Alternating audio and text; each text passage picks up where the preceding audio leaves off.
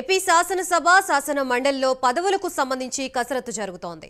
శాసన మండలి శాసనసభల్లో చీఫ్ విప్ల పేర్లని నేడో రేపో ప్రకటించే అవకాశం ఉన్నట్లుగా తెలిసింది. శాసన మండలిలో వైసీపీకి బలం ఎక్కువగా ఉండటంతో సమన్వయం కోసం తొలుత అక్కడే నియామకం పూర్తి చేయాలని సీఎం చంద్రబాబు ఆలోచనలో ఉన్నట్లు సమాచారం. చీఫ్ విప్ గా పంచుమర్తి అనురాధ, భూమిరెడ్డి రామ్ గోపాల్ రెడ్డి పేర్లని పరిశీలిస్తున్నారు. ఒకరు చీఫ్ విప్ అయితే మరొకరిని విప్ గా నియమిస్తారని సమాచారం.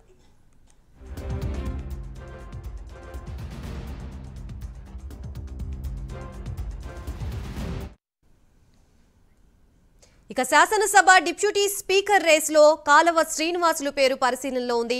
సభలో చీఫ్ విప్ పదవికి బెందాళం అశోక్, కూన రవికుమార్ పేర్లు ప్రతిపాదనలో ఉన్నాయి. పొన్నూరు ఎమ్మెల్యే ధూళిపాళ్ల నరేంద్ర, జీవి ఆంజనేయులు పేరు పరిశీలనలో ఉన్న గుంటూరు జిల్లాలో అదే సామాజిక వర్గం నుంచి ఇద్దరు రాష్ట్ర మంత్రులుగా, మరొకరు కేంద్ర మంత్రిగా ఉండటంతో ఆయనకి అవకాశం లేకపోవచ్చు. శాసనసభలో విప్ జనసేనకు చెందిన ఎమ్మెల్యేలు బొమ్మిడి నాయకర్, అరవ శ్రీధర్ పేర్లని పరిశీలిస్తున్నట్లుగా సమాచారం.